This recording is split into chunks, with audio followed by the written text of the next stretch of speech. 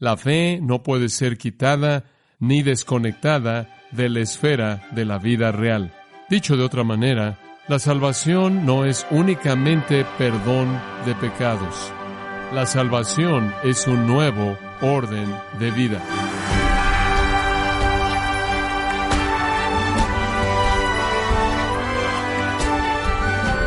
Qué gozo nos da su compañía en gracia a vosotros con el pastor John MacArthur. Estimado oyente, al pensar en las partes de su cuerpo, posiblemente no consideramos los pequeños vellos de los oídos y nariz, aunque son esenciales para la función de esos sentidos.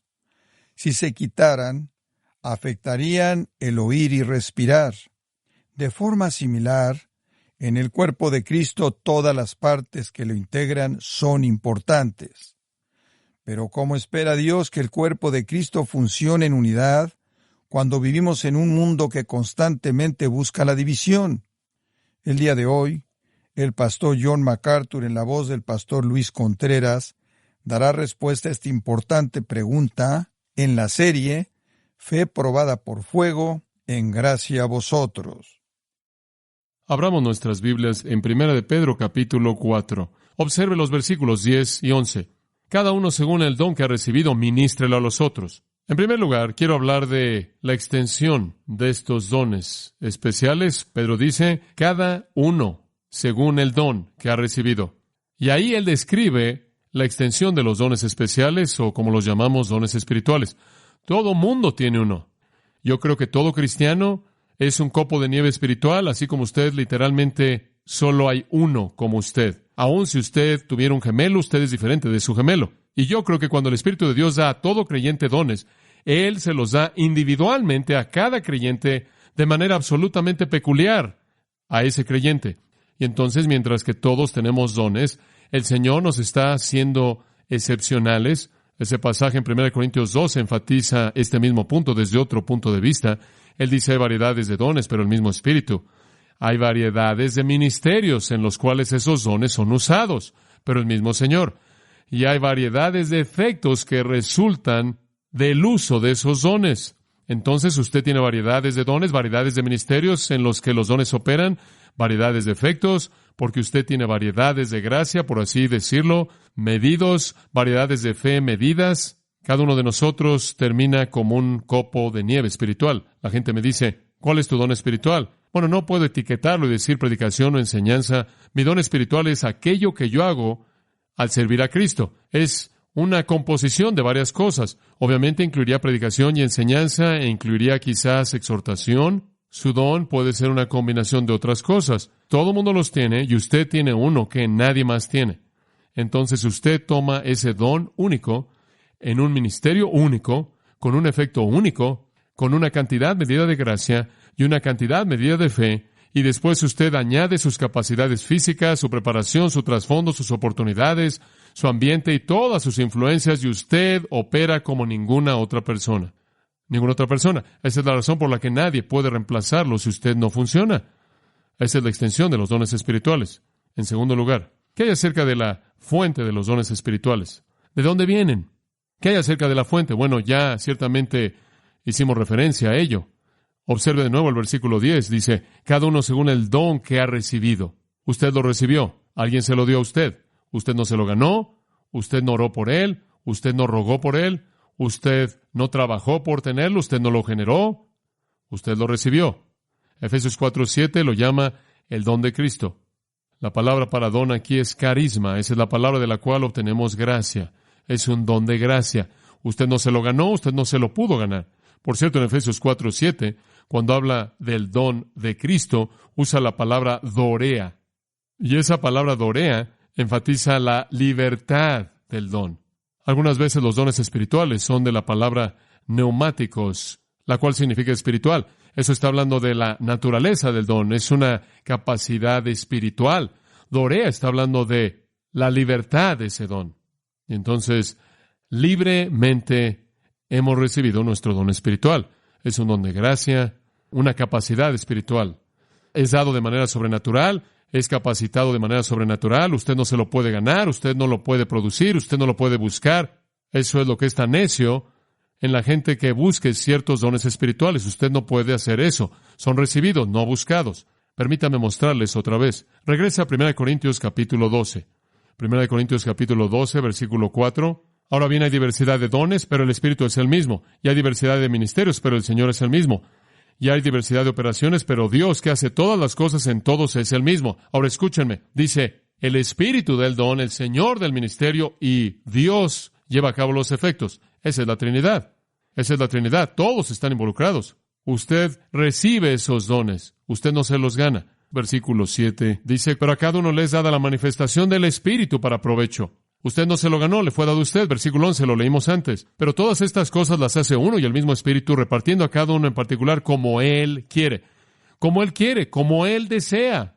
Dios, versículo 18, ha colocado los miembros, cada uno de ellos en el cuerpo, como Él quiso. ¿Ve usted eso? Como Él quiso.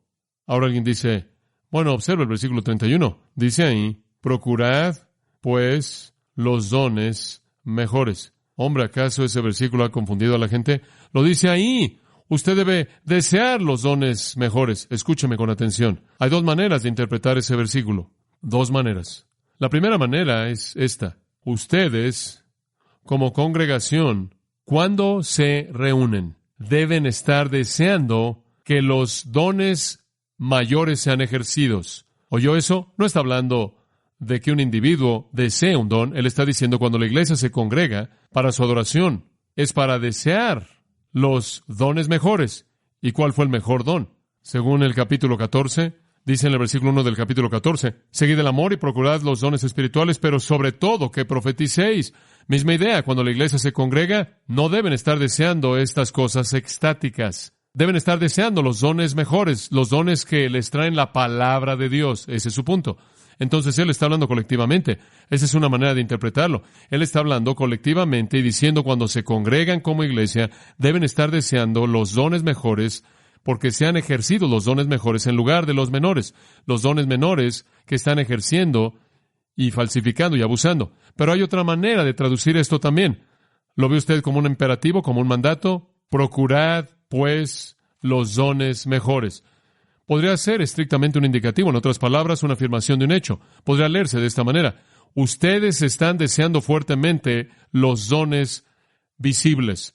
¿Podría usted traducir mejor de esa manera? Ustedes están codiciando los dones visibles. Él podría estar diciendo eso. Sería la misma construcción exactamente. Ustedes están deseando o están codiciando los dones visibles. Mas yo os muestro un camino aún más excelente. Pero en cualquiera de los dos casos, está dirigido a la congregación para decirles que busquen los dones correctos o dejen de buscar los dones equivocados en el ejercicio de su congregación conforme se congregan. No le está diciendo a un cristiano individual que busque cierto don. Eso será contrario al resto en este capítulo. Los dones no pueden ser buscados, no pueden ser buscados. Muy bien, entonces vemos la extensión de los dones. Todos los creyentes los tienen. La fuente de los dones son dados por el Espíritu Santo. En tercer lugar, la naturaleza de los dones. La naturaleza de su don espiritual es indicada y de regreso en 1 de Pedro capítulo 4 con la palabra don. La palabra don. Y básicamente ya tocamos esto. La palabra es carisma. Nuestro don espiritual es un don de gracia, es inmerecido, no es ganado por nosotros, es gratuito, es dado a nosotros por el Espíritu Santo de Dios. Como mencioné, Dorea enfatiza en Efesios 4:7 la libertad del don, y este término muestra el motivo detrás de ese don libre. Esto es la gracia de Dios.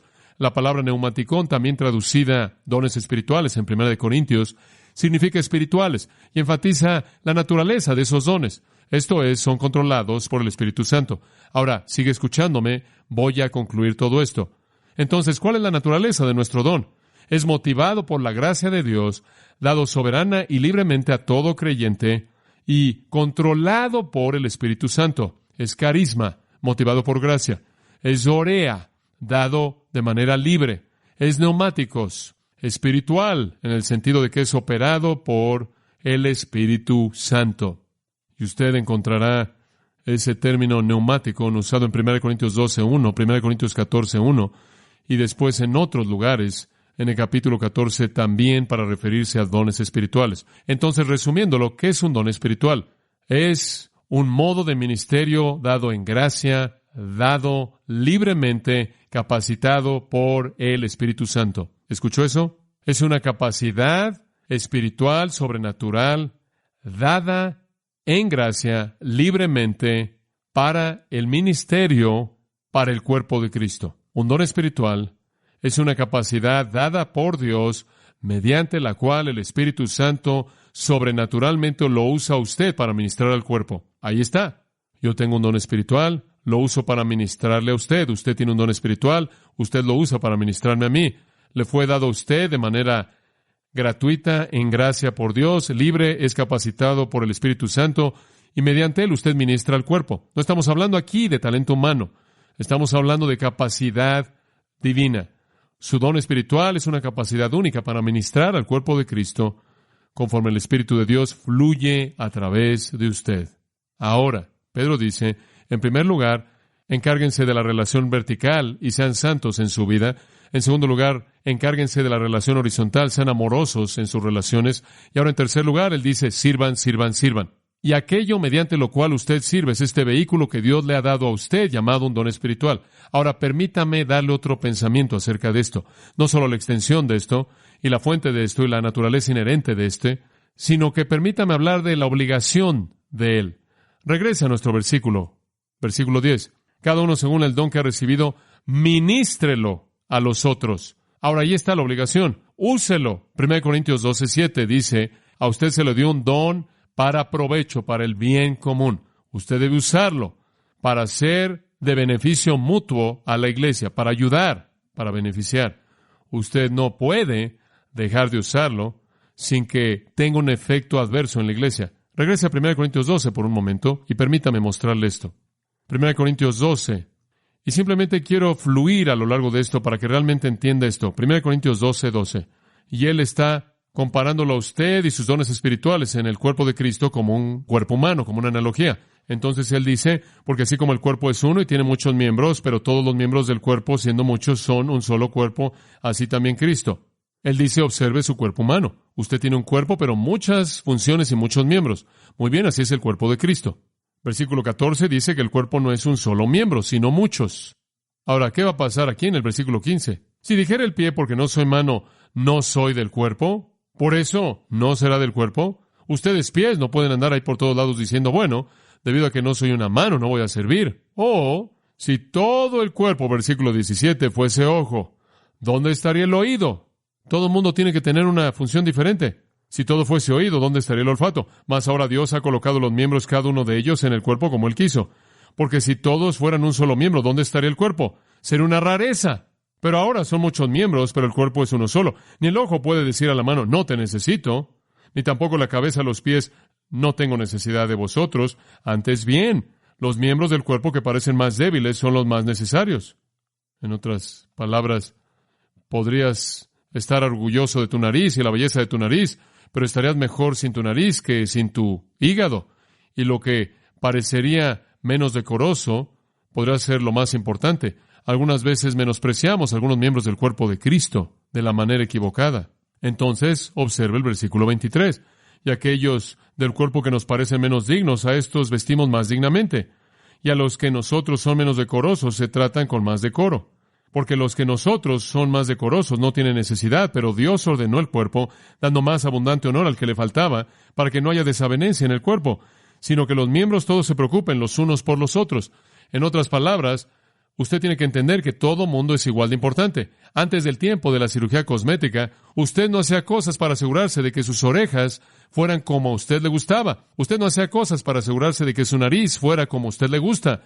Usted no hacía cosas para asegurarse de que sus manos fueran como a usted le gusta. Usted hacía cosas para asegurarse de que las cosas que nadie ve estuvieran funcionando, y usted se sometía a una cirugía para arreglar algo adentro, porque eso era más importante para usted que lo de afuera. Está bien verse bien por fuera, pero ¿qué importa cómo se ve usted si está enfermo por dentro? El punto es este. Esos miembros que son los más visibles y los que más se entretienen y los más prolíficos no necesariamente son los más importantes. Entonces usted no puede subestimar la importancia de nadie. Use su don. Usted no puede decir, bueno, no voy a servir porque no soy una mano. No voy a servir porque no soy un ojo. No voy a servir porque no soy una oreja. Usted no puede hacer eso. Usted tiene una obligación de usar su don espiritual. Amados, si usted no lo hace, están en desobediencia a la palabra de Dios y usted va en contra de la regeneración porque usted fue salvado para servir. Además, note de nuevo en el versículo 10 que él añade una afirmación para fortalecer algo. Como buenos administradores, ahí tenemos esa palabra oikonomos de nuevo. Somos responsables de administrar nuestro don. Somos responsables como un administrador lo fue. Un administrador o mayordomo administraba la tierra de la gente y sus fondos y sus recursos humanos y su alimento, su dinero. Cuidaba de los miembros de la casa. Ellos administraban todo eso para el dueño. Y así es con nosotros en la categoría de dones espirituales. Dios nos ha dado estos dones para que los administremos. Usted no es dueño de su don. Usted tiene la obligación de usar su don. Ahora, no sea demasiado técnico en tratar de describir cuál es su don o refinarlo y definirlo. Sé que han habido todo tipo de estudios de computadora que le dirán qué don tiene. Usted llena 2 hojas y le envían a usted de regreso un pequeño papel que le dice qué don tiene. No puede ser analizado por una computadora. Su don es lo que usted hace cuando está lleno del Espíritu de Dios para servir al cuerpo de Cristo, lo cual produce un impacto positivo. Ese es su don. Y si usted trata de llevarme a que identifique de manera clara el que yo tengo, no lo puedo hacer. Solo sé que el Espíritu de Dios me usa cuando estoy disponible para ser usado. Ahora, ningún don es para usted. Su don no es para usted, mi don no es para mí. Yo no predico para escuchar mis propias cintas. Eso no es para mí, es para usted. Y si usted no sirve para usted sirve para mí. Nos servimos unos a otros para el bien en común. Ahora, otro pensamiento. Pedro también habla de la variedad de dones espirituales. La variedad de dones espirituales. Sea tan amable de ver, al final del versículo 10, él dice que debemos ser buenos administradores de la multiforme gracia de Dios. La multiforme gracia de Dios. Esa palabra significa multicolorida. Y nos recuerda de nuevo de 1 Corintios 12, 4 al 6, en donde 1 Corintios 12 dice que hay variedades de dones, hay variedades de ministerios, hay variedades de efectos. Literalmente significa distribuciones. Entonces, Dios da estos dones, y Él da estos ministerios, y Él da estos efectos en todo tipo de variedades. Dones múltiples, dones multicolores. Y me encanta esa palabra multicolores porque eso me lleva de regreso a la paleta. Dios tiene estos colores y Él los mezcla para pintarlo a usted de un color único. Entonces usted y yo quizás ambos tengamos el don de enseñanza, pero quizás el mío esté mezclado con una gracia única, una medida única de fe. El mío quizás esté mezclado en un ministerio especial, con un efecto especialmente activado por el Espíritu Santo. Gran diversidad en el cuerpo de Cristo. Yo puedo predicar, pero con un énfasis en mostrar misericordia. Yo puedo predicar con un énfasis en discernir la verdad. Varía de persona a persona. Esa es la razón por la que el no usarlo es tan crucial, porque nadie puede tomar su lugar. Nadie puede tomar su lugar. Amados, hay muchos asuntos que son importantes en la iglesia. Ninguno es más importante que este y ninguno es más serio que este. Si usted no usa su don, usted afecta el cuerpo de Cristo. Usted lo convierte en un cuerpo discapacitado, el cual no representa apropiadamente a Cristo. Solía llamar a la iglesia cuerpo número 2. Cuerpo número 1 era el cuerpo de Cristo encarnado. Cuerpo número 2 es Cristo viviendo en su iglesia. Y si no funcionamos como el cuerpo, entonces Cristo está discapacitado. Y la perspectiva del mundo de Él está alterada. Ahora tenemos estos dones, pero hay una suposición en los mandamientos de Pedro aquí, y es que no los estemos usando de manera apropiada. Podemos usarlos de manera impropia en la carne, falsificándolos. Podemos dejar que no se usen, y entonces de cualquier manera somos desobedientes. Y entonces Pedro dice, ustedes han recibido el don, úsenlo. Y después en el versículo 11 él nos muestra que nuestros dones caen en 2 categorías generales. Muy simple. Si alguno habla, hable conforme a las palabras de Dios. Si alguno ministra o sirve, ministre conforme al poder que Dios da. Deténgase en ese punto. 2 tipos de dones. Dones de habla y dones de servicio. Ahí está. A usted o se le ha dado un don de habla o un don de servicio. A algunos de nosotros se nos ha dado un don que involucra el hablar, predicar, enseñar, dar una palabra de sabiduría, dar una palabra de conocimiento, discernimiento, liderazgo. A algunos se les han dado dones de servicio. El don de servicio, quizás el don de administración, el don de oración, el cual es un don que se lleva a cabo en silencio, tras bambalinas, mostrando misericordia, el don de ayuda, y todas esas son mezclas hermosas. Esos son los dones de servicio. Si usted tiene un don de habla, él dice en el versículo 11, asegúrese de que cuando hable, usted hable conforme a las palabras de Dios. Si usted tiene el don de profecía, o enseñanza, o conocimiento, o sabiduría, o exhortación, cuando usted abra su boca, asegúrese de que hable, por así decirlo, las palabras de Dios. Ahora, permítame decir una palabra acerca de eso. El término es usado de las Escrituras. Se refiere al Antiguo Testamento. Así es usado en Hechos 7:38 y en Romanos 3:2. Cuando usted usa un don de habla, usted debe hablar la verdad de Dios, no sus propias ideas. Usted debe hablar la palabra de Dios, esa palabra de Dios, debido a que no todos los cristianos fueron inspirados por Dios, como los escritores del Nuevo Testamento. Debido a que no todos los cristianos fueron inspirados por Dios, Pedro debe estarse refiriendo aquí a la palabra revelada, la palabra escrita. Y él simplemente está diciendo, si usted tiene un don de habla, cuando usted hable y usted use ese don, más vale que sea la palabra de Dios. Esa es una afirmación muy, muy fuerte. En segundo lugar, si usted tiene un don de servicio, entonces haga eso por la fortaleza que Dios provee. Si usted tiene un don de ayuda, o un don en el área de administración, o de dar, o misericordia, don de discernimiento, alguna función de servir el cuerpo de Cristo, entonces más vale que usted haga eso por la fortaleza que Dios provee. Más vale que sea capacitado por el Espíritu Santo, andando en el Espíritu, lleno del Espíritu, para que usted no lo esté haciendo en la carne. Entonces, Pedro nos da aquí una instrucción completa de dones espirituales. La extensión todo el mundo los tiene, pero individualmente son únicos. La fuente vienen de Dios, no pueden ser buscados, son dados por gracia como un don libre de la soberanía de Dios. La naturaleza de los dones son capacidades espirituales mediante las cuales el Espíritu lo usa usted para ministrar al cuerpo.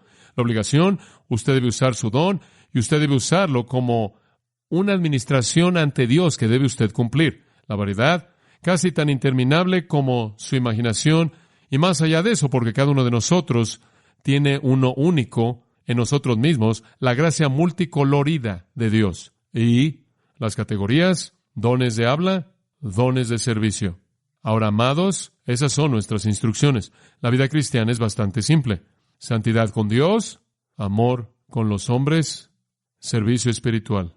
Eso es todo. Y debido a que usted ha sido transformado por Cristo, del reino de las tinieblas, trasladado al reino del Hijo amado de Dios, usted tiene un deseo entonces por obedecer. Finalmente, hemos visto el incentivo, la segunda venida. Hemos visto las instrucciones, santidad, amor, servicio. En tercer lugar y finalmente, la intención. La intención. ¿Cuál es la meta de esto? Versículo 11 al final. Para que en todo sea Dios glorificado por Jesucristo, a quien pertenecen la gloria y el imperio por los siglos de los siglos. Amén. ¿Cuál es la intención de todo lo que hacemos? ¿Cuál es la intención de nuestra santidad? La intención de nuestro amor y la intención de nuestro servicio. Que Dios sea ¿qué? Glorificado. Que Dios sea glorificado. Para que, Pedro dice, en todo asunto de deber cristiano, Dios sea glorificado por Jesucristo. Esto, por cierto, es lo que llamamos una doxología. Una doxología. Una doxología simplemente es una palabra que significa una palabra acerca de la alabanza, una palabra acerca de la gloria. Y entonces debemos glorificar a Dios. Solo podemos glorificar a Dios, observen el versículo 11, por Jesucristo, a quien pertenecen la gloria y el imperio por los siglos de los siglos. Los comentaristas tienen discusiones largas acerca de que el quién se refiere a Dios o si el quién se refiere a Jesucristo, y creo que es una ambigüedad bendita e inspirada, porque la gloria pertenece a Dios en Cristo y Cristo en Dios. Y entonces quiero glorificar a Dios en todo lo que haga, sea comida o bebida o todo lo que haga. 1 Corintios 10:31 dice, quiero hacer todo para la gloria de Dios. Y la manera de hacer eso es vivir a la luz de la segunda venida de Jesucristo, es cumplir la obligación de santidad, amor y servicio en el poder del Espíritu y de esta manera vivir para la gloria de Dios. Pedro no puede resistir el incluir un amén al final de esto. Entonces así sea, que mi vida sea para la gloria de Dios.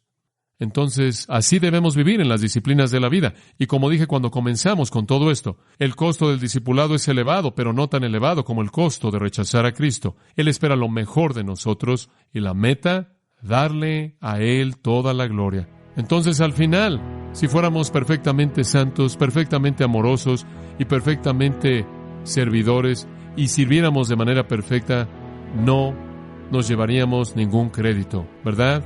Le daríamos a Él toda la gloria. Oremos. Gracias, Padre, por estas grandes verdades que el Espíritu de Dios ha guardado en nuestros corazones en la palabra y que seamos obedientes para que seamos los que tú quieres que seamos, no solo perdonados, sino transformados, y que ese impulso que anhela obedecer se apegue a estos mandamientos y que continuamente cedamos al deber que tú quieres producir en nosotros por tu Espíritu. En el querido nombre de nuestro Salvador oramos. Amén.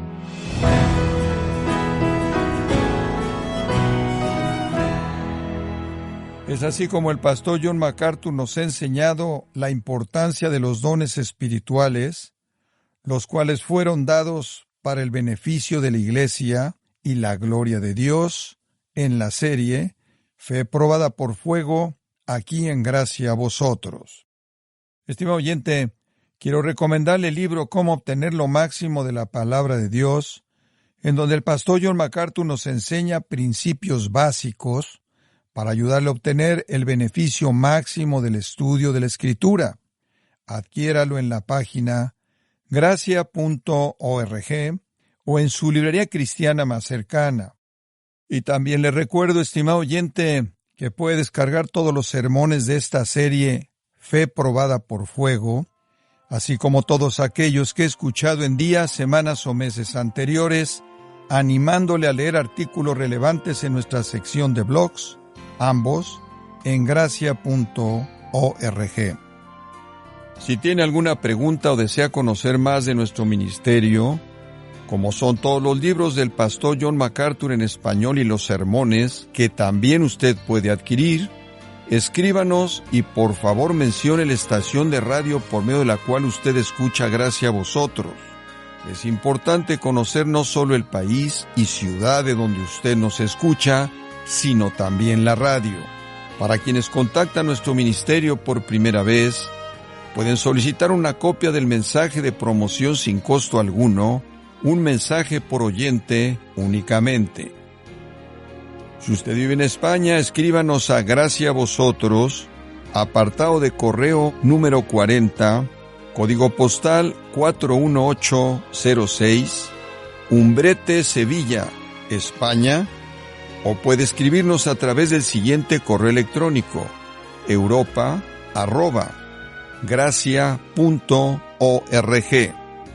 Esto ha sido todo y en nombre de John MacArthur y del personal de este organismo, queremos darle las gracias por su tiempo y sintonía, invitándole para que nos acompañe en la próxima edición y juntos desatar la verdad de Dios un versículo a la vez, aquí en Gracia a vosotros.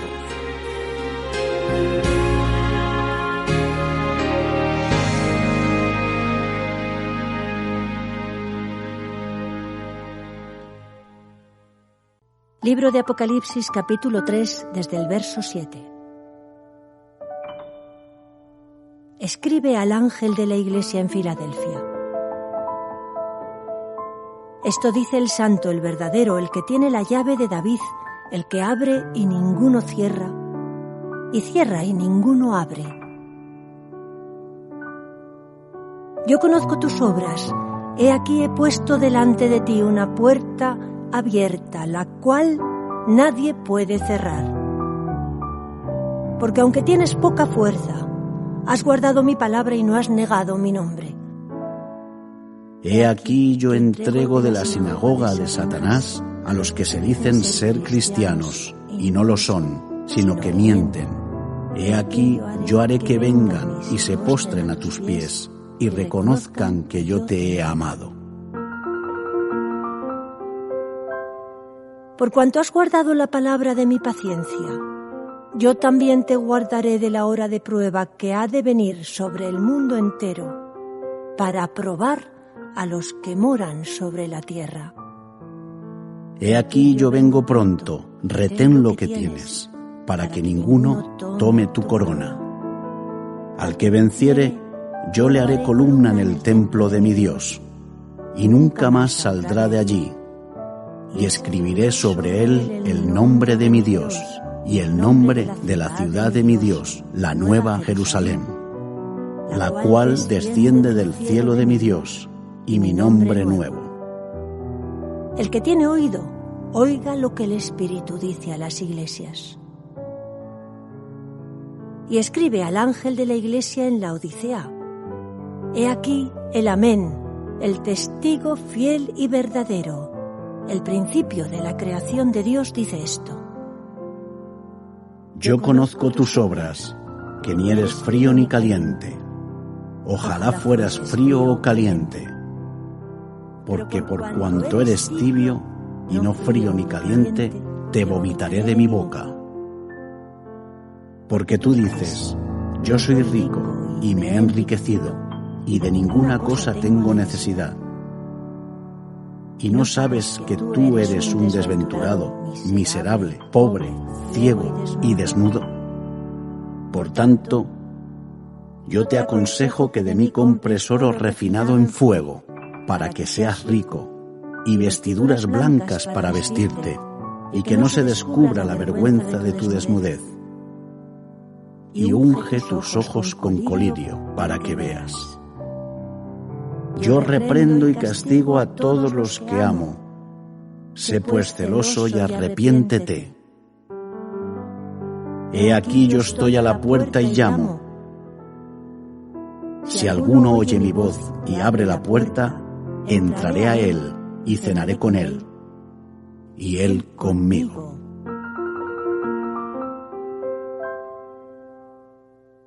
Al que venciere, le daré que se siente conmigo en mi trono, así como yo he vencido y me he sentado con mi Padre en su trono. El que tiene oído, oiga lo que el Espíritu dice a las iglesias.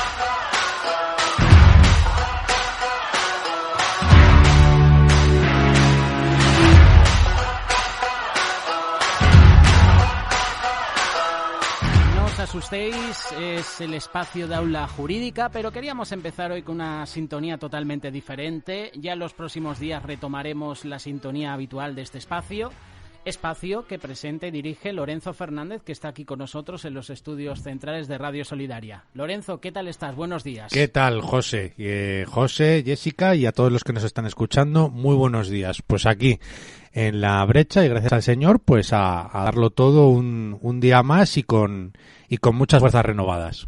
¿Qué tal tu verano, Lorenzo? Corto, como Veranoso. Siempre. ¿Habéis oído a alguien que haya dicho que el verano se le ha hecho largo? Corto, muy corto. No, muy bien, fantástico. Además he podido disfrutar este verano de los campamentos de remar, que te he tenido también a ti como compañero, José, y la verdad es que disfrutándolo mucho. Se me ha hecho muy corto y es uno de los veranos que más he podido disfrutar. Uno se ha sentido como un niño, ¿verdad? Nos hemos hecho como niños para disfrutar como niños y con los niños. Efectivamente, totalmente. Ha sido un disfrute, ha sido ponerse a la misma altura de los niños en el buen sentido, y la verdad es que ha sido una experiencia muy grata y que se la recomiendo a todo el mundo. Los oyentes, Lorenzo, han estado participando en estos días y hace unos minutos atrás y nos han dejado varias preguntas a esta sección de Aula Jurídica. Jessica, ¿a qué le llamas tú varias? Porque yo tengo un testamento aquí escrito. Tienes más de 10 preguntas, sí, prácticamente. Lo sé, me he dado cuenta. Ya llego ya, a partir de 5 he dejado de contar. Pues Jessica, haz tú los honores, corta el pavo y vamos a degustarlo. Vale, empiezo con la más cortita y la más directa. Para calentar motores. El AUPA lo añado yo, ¿vale? AUPA. AUPA. Se me olvidó renovar mi visa. ¿Ahora qué hago? Es que debo hacer, pero bueno. Lo primero, poner una alarma en el teléfono. Todos sabemos que, todos conocemos a Siri, ¿no? Pues Siri, ponme una alarma. Pues sí, a ver, la cuestión está en saber qué visa tiene.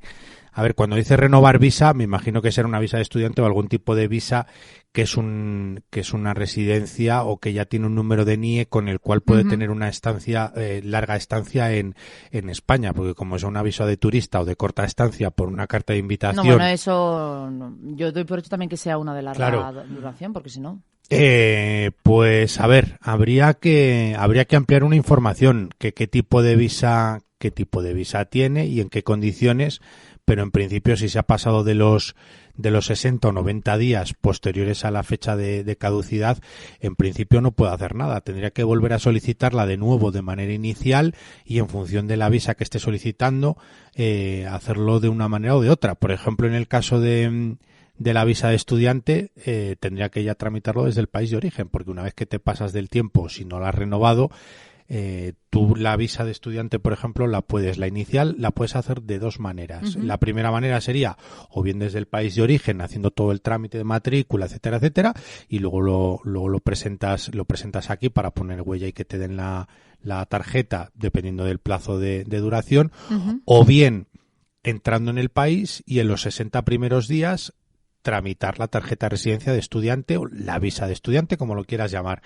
Entonces, lo suyo sería que nos ampliase la información y ver si puede tener alguna solución para renovarla, pero en principio yo diría que hacerlo de cero. Genéricamente tiene que hacerlo de cero, sí. Divertimento para el cuerpo. Justo. AUPA. Sí, AUPA. Ánimo. Tenemos un mensaje de Yasmín que nos está escuchando en esta mañana desde Logroño. Lorenzo, ¿qué tal? Buenos días. Perdí mi tarjeta de residencia. ¿Cuáles son los pasos para poder reemplazarla? Tan, tan, tan. Bueno, a ver, reemplazarla no sé si la podrá reemplazar. Volvemos es como empezar de cero, ¿no? Claro. Igual es lo mismo que lo de la visa al final. Volvemos a lo mismo. A ver, si tú pierdes una tarjeta de residencia, por ejemplo, en el caso de la residencia de larga duración, la RLD, esa sí se puede recuperar. En el resto de las residencias no se puede recuperar. Si tú sigues manteniendo las mismas circunstancias o la misma situación que antes de perderla, pues puedes volver a solicitarla de manera inicial. Yo qué sé, si has perdido una tarjeta de 2 años y estás trabajando, pues como tú llevas el tiempo acumulado, pues puedes volver a solicitar un arraigo y te darán el arraigo social y te darán una tarjeta de 1 año. En el caso de si has solicitado un arraigo familiar y lo has solicitado por un hijo menor de edad, en este caso sí que por ese mismo hijo no puedes volver a solicitar el arraigo familiar, pero si tuvieses otro, sí que podrías volver a solicitarlo. Con lo cual, en este sentido, yo diría que que hay que ver un poco qué tarjeta, que nos vuelva a escribir o que amplíe información, que nos diga qué tarjeta de residencia es la que ha perdido y en función de eso ver cuáles son las opciones que pueda tener, si es que hay opciones. ¿Hago yo la siguiente? ¿Quieres? Vale. Nos mandan esta pregunta que tampoco es... Uy, que me pensé que había dado a alguien. Que tampoco es muy larga, pero bueno. Dice, hola, buenos días. Mi solicitud de asilo ha sido denegada. ¿Qué opciones tengo ahora? Pues directamente y de manera muy sencilla. Esperar 2 años para poder pedir un arraigo por formación o 3 años para poder pedir un arraigo social. Esas serían las dos opciones, si se lo han denegado. De todos modos, si le han denegado el asilo, también hay que diferenciar si le han denegado el asilo o si le han denegado la solicitud de asilo. A ver, en este caso, normalmente la gente no hace disquisiciones, no sabe diferenciar, o sea, y es normal porque también sí que se antoja bastante complejo, no sabe diferenciar entre asilo y solicitud de asilo. Cuando tú solicitas el asilo es cuando tienes la cita en policía, que ellos normalmente de manera directa y de manera provisional te dan una carta blanca que eres solicitante de asilo. Con esa carta blanca, a los 6 meses o 4 meses o 3, lo que estimen oportuno, tiene un tiempo de carencia. A partir de esa fecha que ya te figura en esa misma carta blanca, tú ya puedes empezar a trabajar. Mientras tanto, no. ¿Qué ocurre? Que eso es hasta que se resuelve, con lo cual lo hacen de manera provisional. Cuando a ti te conceden el asilo, te dan una cartulina, lo que hemos hablado alguna vez, Jessica, sí, como los carnés de conducir que teníamos antiguamente. Sí, el provisional, eso, los rosas feos que justo, había. Eso. Pues te dan una cartulina roja, como ese carnet de conducir, y entonces ahí ya sí serías, ya estarías con el asilo. Entonces, pues bueno, si le han denegado la solicitud, sí, probablemente no tenga plazo, y si ya tiene el asilo, probablemente, porque cuando deniegan el asilo, muchos de estos casos es producido a que como ya cumple el tiempo para poder solicitar un arraigo, pues entonces es que te lo deniegan, y así tú ya lo que tienes que hacer es solicitar el arraigo. Vale, bueno, pues quien nos haya escrito, si te hemos aclarado la duda, pues guay, y si no, pues volveré a escribirnos. Hombre, pone mi solicitud, así que me imagino que es que como la gente luego a veces también, a mí me pasa que confundes términos y pones lo primero que piensas que y luego no tiene nada que ver, pero bueno. Y en este caso, como están enrevesado, con sentido.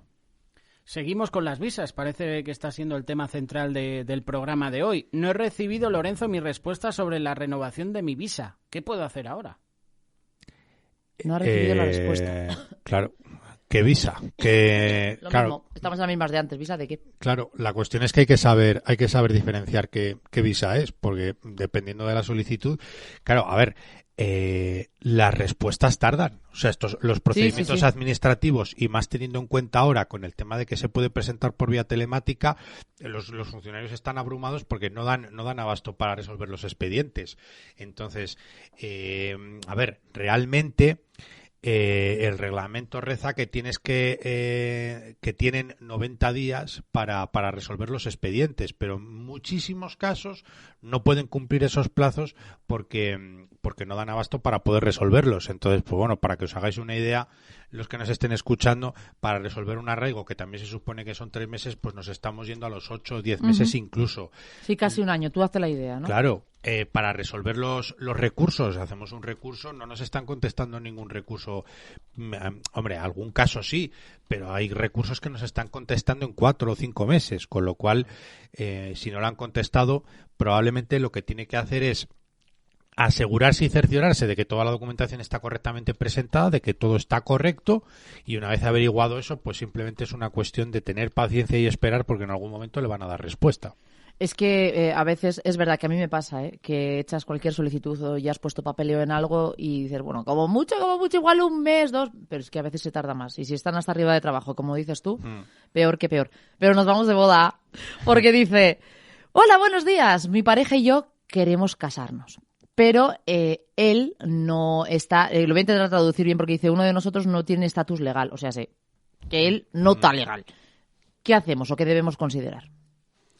Bueno, nada, yo me imagino que a lo mejor uno de los motivos, hombre, espero que sea el motivo de menos peso, es el del tema de los papeles. A ver, en este caso sí que es cierto que a la hora de regularizarte, cuando tú tienes una pareja con nacionalidad española o de la Unión Europea, sí que tienes derecho al régimen comunitario, que digamos que es la tarjeta de mayor estatus, y luego ya ese paso, el único que habría por encima sería ya la solicitud de la nacionalidad. Entonces, este régimen comunitario se da porque hay una persona, o bien con nacionalidad española, de naturaleza o adquirida, o de la Unión Europea, y por eso da lugar a que pueda solicitar esta tarjeta. Entonces, nada, los pasos a seguir es que se casen, y una vez casados con este certificado de matrimonio, se aporte el resto de la documentación para poder regularizar esa situación. Es decir, bueno, se casan, les dan el certificado de matrimonio, y con este certificado de matrimonio justifican medios económicos de subsistencia, un empadronamiento familiar, el documento de cada uno, y en principio con esto sería la documentación suficiente como para que el cónyuge que no tiene el estatus legal, como dice en el comentario, pues pueda solicitar su tarjeta de residencia. Le darán una tarjeta de residencia familiar de comunitario de 5 años, y bueno, pues en principio eso sería lo que tendría que hacer. Vale, bueno, pensé que iba a ser más difícil, Como estamos hablando, Lorenzo, de visas, ya sabemos, y por lo que tú nos has enseñado en este espacio, que las visas de extranjería varían, ¿no? Dependiendo el país y luego pues la situación o legislación migratoria. Conocemos la visa de turista, la visa de estudiante, la visa de trabajo, la visa residente temporal, la permanente.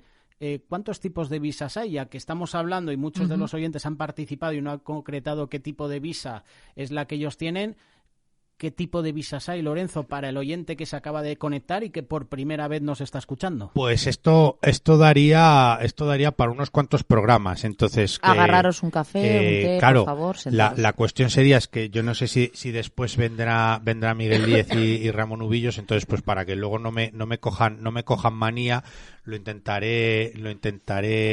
intentaré aplicar la mayor cantidad la síntesis posible, pero bueno, esto luego si queréis en otro programa sí que podemos llegar a desarrollarlo.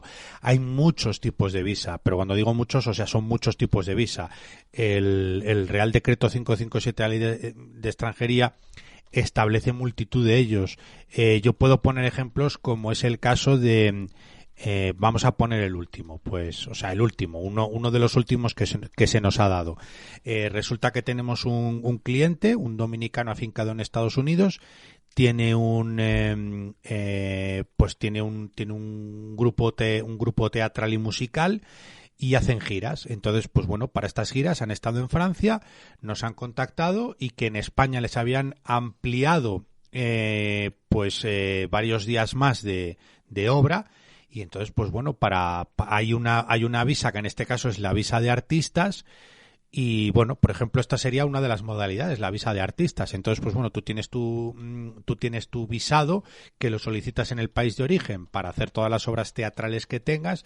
Lo único que, claro, si por suerte se te complica porque aumentan las contrataciones para poder hacer más obras, pues claro, si se te vence el visado, tienes que solicitar esta visa. Y esta sería pues una visa que concretamente es para visa para artistas, para toreros, para gente que el espectáculo para el mundo del espectáculo que tiene que hacer esto.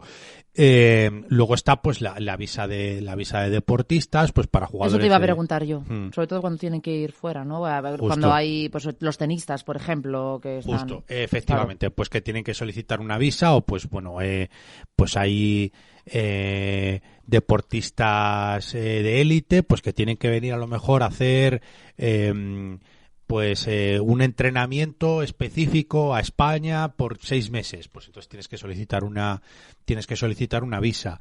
Luego ya evidentemente, claro, si estás en un equipo de fútbol, por poner un ejemplo, ya tienes que solicitar la tarjeta de residencia una vez que te pasa el tiempo con la visa. Y visas, pues bueno, hay una visa que es también una visa médica, que cuando tú te vienes a hacer un tratamiento a lo mejor en una clínica privada, pues también puedes solicitar esa visa. Luego lo que aquí nosotros en Remar también conocemos, que es la visa, pues porque tú perteneces a una asociación religiosa, ¿no? Y entonces pues eso sí la había oído. Claro, y entonces también puedes solicitar la visa religiosa. Y bueno, pues como eso hay hay muchos supuestos en los cuales tú puedes solicitar una visa. Puedes solicitar también una visa por trabajador transfronterizo, una visa a lo mejor para trabajar en el campo en época estival para trabajar la fresa. Hay multitud de visas, entonces hay muchísimas. No sabría ahora mismo enumerar, habría que cogerla. Sí, pero que hay un montón. Sí. Vamos. Que hay un montón. Yo sí conocía, por ejemplo, me imagino que la gente, por ejemplo, yo tenía un familiar que fue un verano, que fue a Suiza. Él no es español, pero bueno, es el marido de un familiar, y él fue a Suiza a trabajar durante todo el verano para recoger eso, pues para un invernadero, era algo de verdura, no recuerdo el qué, y también tuvo que arreglar, ¿no? Para poder ir y estar creo que fueron 3-4 meses allí currando. Claro, y eso pues son visas concretas que se expiden pues a tal efecto para poder trabajar de X tiempo. Ah, mira, otra que se me está ocurriendo ahora que dices tú lo del verano, para trabajadores en piscinas de socorristas. Eso hay un montón. Mira, ¿Ah, sí? Y además tengo un montón de clientes. Yo no sé por qué los peruanos deben de ser unos nadadores excepcionales. Porque mira, ya solo este verano tenemos un grupo de chicos majísimos de Perú, que además son los mismos y vienen todos los veranos. Deben de estar contentos en las urbanizaciones con ellos, porque además siempre son los mismos. Y tenemos un grupo de 7-8 chicos peruanos que todos los veranos le tenemos que tramitar la visa para trabajar de socorristas. ¿Ah, sí? Y se lo dan pues por el periodo pues el periodo que trabajan pues el de verano, socorrista, ¿no? En el que tengan que... del 15 de junio al 15 de septiembre, y esos meses pues le dan la visa. Mira, esa no sabía, porque sí que es verdad que no piensas en socorristas que vayan a venir de otro lado, ni que tú tengas socorristas en España que vayan a ir a otro lado. Está bien saberlo. ¿Quieres que cuente yo, José? A ver, tengo una... Perdón, es que mira, lo de la garganta no lo supero. Vale, ¿qué dice así? Hola, buenos días, me he mudado a otra ciudad y no sé cómo actualizar mi dirección en mi tarjeta de residencia. ¿Cuál es el proceso? O sea, si tú te mudas, tienes que actualizar allá donde estás. A ver, esto como todos, y yo creo que... ¿Como el DNI? Y sí, como el DNI. Yo creo que aquí la mitad siendo muy optimistas ni lo hacemos, pero yo tengo mi domicilio cambiado y el DNI me sigue apareciendo lo antiguo porque no lo he cambiado. A ver, lo correcto, lo normal... Para trámites de extranjería sí que es más recomendable, porque nosotros cuando tenemos el DNI pues tampoco tiene ninguna trascendencia. Pero sí que es cierto que para el tema de extranjería, luego si quieres hacer cualquier tipo de renovación de residencia o algún trámite que exija tener que demostrar cuál es tu domicilio actual, sí que es recomendable lo que es notificar a extranjería el cambio de domicilio. Es decir, tú lo que haces es, si has cambiado de domicilio, te tienes que empadronar, no vale solo con físicamente cambiarte, porque hay gente que se cambia de domicilio, pero por lo que sea, aunque sea de manera temporal o definitiva, pero no actualiza el empadronamiento. No, claro, tienes que actualizar el empadronamiento. Justo, no te sirve pero de es nada. que hay gente que no cambia de empadronamiento y dice, ¿no? ¿Qué puedo hacer? Y yo, pues, hombre, pues lo primero es empadronarte. Si no te empadronas, pues de momento no puedes hacer nada. Y una vez que tienes el empadronamiento, pues sí que lo que tienes que hacer es notificarlo a extranjería. ¿Cómo lo notificas? Por vía telemática o por correo electrónico o pidiendo una cita y presentándote, aportas ese empadronamiento nuevo y entonces a ti ya lo que te van a hacer es te van a expedir una tarjeta en extranjería, una tarjeta de residencia con el domicilio nuevo, o en función del tiempo que te tarde para caducar, pues a lo mejor ya ni te lo hacen. Con lo cual, ese empadronamiento luego cuando tienes que ir a poner huella a la comisaría, claro, ¿qué ocurre? Que tú la comisaría, si tú vives en Toledo, tú no puedes poner huella en Madrid. Si vives en Madrid, no puedes poner huella ni en Toledo ni en Ciudad Real. Con lo cual, no claro, tienes que ir a la que te corresponda justo, donde vives. Si hay gente que se ha cambiado de vivir, ahora yo vivía en Madrid y ahora vivo en Barcelona, vale, tú vas a poner huella a Barcelona y resulta que si no has cambiado el empadronamiento, te tienes que venir a Madrid a poner huella. Ese es Ciertamente. el problema. Con lo cual, si tú sí que es cierto que te has empadronado, pues llevas ese empadronamiento para ir a poner huella en Barcelona y te dejarán poner huella en Barcelona porque estás aportando que realmente sí que has cambiado ese domicilio. Sí, que además así, bueno, y te va a ser el trámite más fácil porque tener que venirte hasta Madrid viviendo Pues en Barcelona hay para gente, poner la huella. Pues hay gente que lo tiene que hacer, con lo cual... Menos la locura, de verdad. Buenos días, familia de Radio Solidaria. Me llamo Velosín. Fíjate, Velosín. Yo tenía hace unos años atrás, yo tenía 15, 16 años, teníamos ahí un amigo de Argelia que se llamaba Velosín. ¿Ah, sí? Yo es la primera vez que escucho el nombre. Yo también, y mira que tengo variedad. Te saluda Velosín. Mi tarjeta de residencia está a punto de caducar, 2 de noviembre. ¿Cuánto tiempo antes debo de renovarla? Bueno, las tarjetas de residencia a priori son 60 días antes o 90 días después, ¿vale? ¿Qué ocurre? Ya podría renovarla. Yo mi recomendación es que lo pueda hacer antes, pero si lo hace antes, que sea la fecha lo más cercana a la fecha de caducidad posible. ¿Por qué digo esto?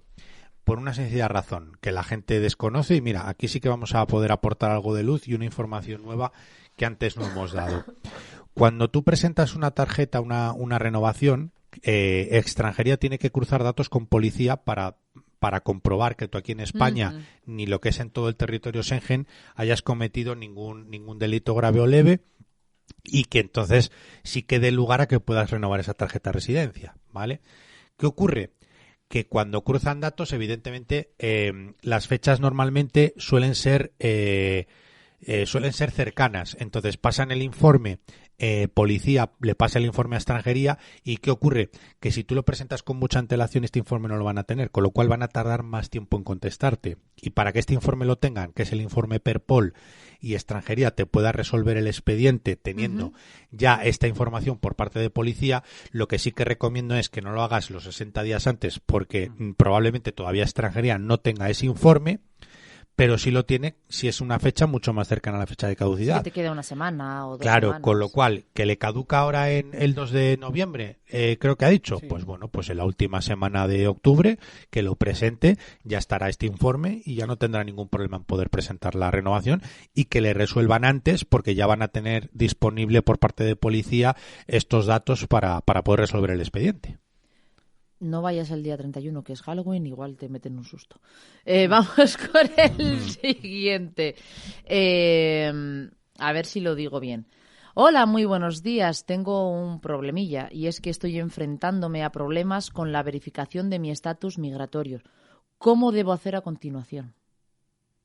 Chan, chan, chan. ¿Qué es? Primero te voy a preguntar yo, ¿qué es el estatus migratorio? Buena pregunta. Ah, vale, pues si se puede Vamos ampliar vamos a intentar, Es la verificación de mi estatus migratorio. Estoy teniendo problemas. Será la situación legal, ¿no? Me imagino, pero es que es una pregunta rebuscada. Sí, yo creo que la capacidad deductiva de José L funciona bastante bien. Yo en principio creo lo mismo que tú, José, que sea eso, que a lo mejor haya tenido tarjeta de residencia, no sabe si la ha perdido o no. A ver, hay gente, yo no sé si pueden ir por ahí los tiros, pero bueno, por lo menos para albergar algo de luz. Hay gente que si tú has estado más tiempo fuera del que te permite tu tarjeta de residencia, Estaba pensando algo así. aunque la tengas en vigor, tú la tienes extinguida, porque lo que hacen es que te la extinguen. Pues si tú no estás viviendo en España, es decir, una persona que tiene una tarjeta comunitaria, tú puedes estar un año fuera con la tarjeta comunitaria. ¿Qué ocurre? Que hay gente que ha estado a lo mejor 3 años fuera, viene a España y claro, tú miras la tarjeta y pone por la fecha de caducidad que todavía la tienes en vigor. Pero ¿qué ocurre? Que realmente tú no la tienes en vigor, porque lo que ha hecho extranjería es que como tú has estado tanto tiempo fuera, te la extinguen. Y tú puedes creer que tienes tu tarjeta en vigor, pero la tienes extinguida. ¿Y esto cómo se sabe? Pues a lo mejor te para la policía y te dicen, no, es que usted tiene... No, pero si es que yo la tengo en vigor. No, pero es que la tiene extinguida. Ya, pero no has estado. Claro. No sé, yo me imagino que estará intentando arreglar algún papeleo, por lo que puedo leer, y tiene que verificar que está aquí, o sea, que está legal, que está bien, y o ha perdido el papeleo o se le ha extinguido, Justo. caducado o tal. Entonces, depende de la situación también Que ahí incluye, según estoy viendo, que es muy bien lo que ha dicho Lorenzo, ciudadanía, residente permanente, residente temporal, visitante turista, solicitante de asilo o indocumentado. O sea, que Con lo alguna cual- de estas características Con lo cual categoría incluye quiere lo que- decir que algo no has hecho bien en cuanto a que o no has renovado lo que tenías que hacer o no has avisado en lo que tenías que avisar y ahora Claro, no yo me puedes. imagino que tiene algún tipo de duda o algún problema administrativo que no sea de extranjería ni de policía y que por eso nos hace la pregunta. Lo único que, como bien dice José L, que me encanta lo rápido que se documenta, pues pueden ser multitud de opciones y de vías por las cuales pueden estar haciéndonos la pregunta. Entonces, que nos amplíe la información para el siguiente programa y que nos diga cuál es su situación actual, ilegal, legal, si tiene residencia, si no ha tenido residencia, si ha solicitado algún tipo de documento en extranjería, y ya en función de eso, pues claro, porque a lo mejor resulta que ha presentado algún trámite y como no sabe si le han contestado o no, o a lo mejor han pasado más de los 3 meses, porque es que claro, hay gente también que se me ocurre a mí ahora, que se nos ha dado algún caso en el despacho, es decir, no, es que yo he presentado mis papeles de arraigo, pero han pasado más de 3 meses y mi resguardo ya no vale.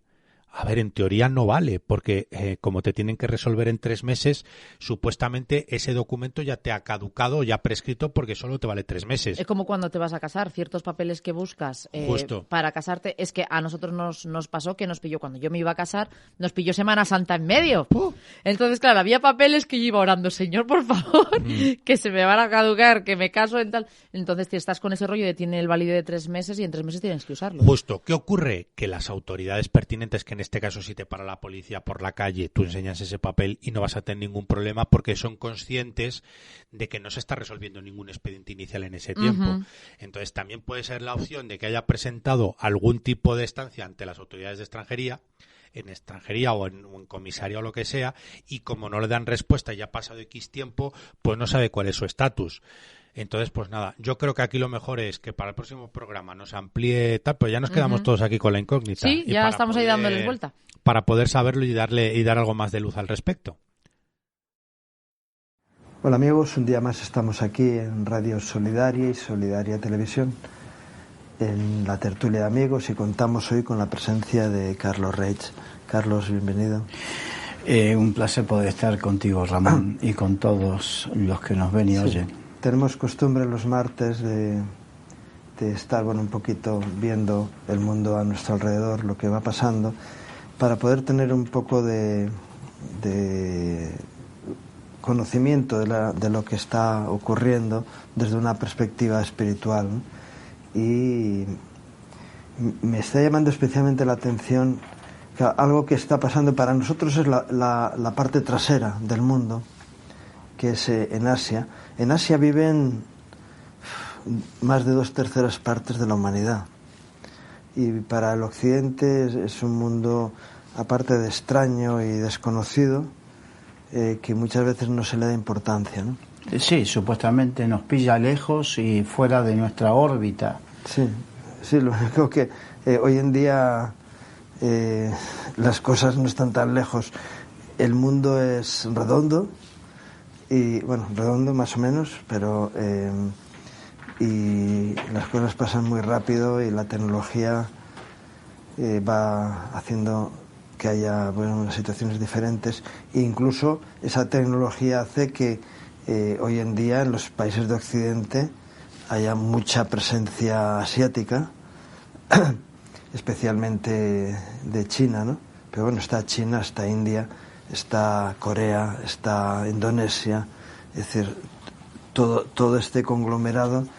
Y me llama mucho la atención que, por ejemplo, Taiwán es una isla pequeña allí en China, en la esquina, en el mar de China, y China está organizando unas maniobras que es exactamente la planificación de la toma de Taiwán.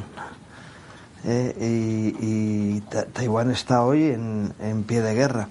Por otro lado, Corea del Norte y Corea del Sur hoy están... de hecho, hoy Corea del Norte está lanzando bombas a Corea del Sur. Y luego tenemos India, que está de alguna forma durmiente, pero que hoy es el país más poblado del mundo. Ya la ganaba a China, siendo un territorio, no sé si es 10 veces más pequeño, 8 veces más pequeño, una cosa así, ¿no? Y sin embargo es otra bomba que está ahí. Y creo que es importante que pongamos un poquito la mirada también en el Oriente, de lo que está pasando. Y sabemos, las alianzas China, rusa, etcétera, pero especialmente ese gigante chino que está... China tiene influencia sobre Corea del Norte también, es decir, que Corea del Norte no hace nada sin comunicárselo a China antes, ¿no?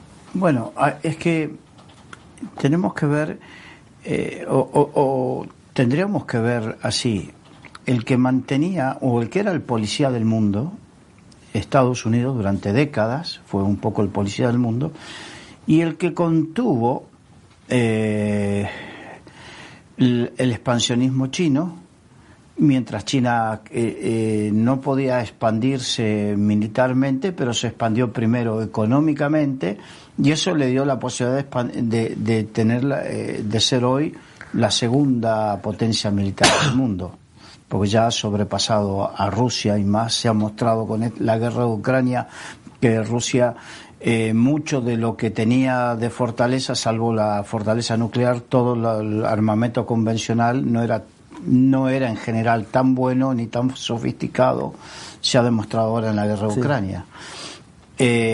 Y por otro lado, también parece que Corea del Norte se va envalentonando. ¿Por qué? Porque está viendo que Estados Unidos no puede tener tantos frentes abiertos a la vez, porque tenemos el frente iraní también, no podemos olvidarnos de eso. Entonces, por un lado, el frente iraní, por otro lado, el frente coreano y por otro lado, el frente chino de Taiwán, seguramente están pensando que en algún momento podrán pegarle un bocado a sus apetencias. La apetencia de China siempre fue recuperar Taiwán, aunque los taiwaneses no quieren saber nada, si bien mantienen su cultura china, mantienen su idioma, pero no quieren pertenecer a la República Popular China porque no quieren estar bajo ese comunismo.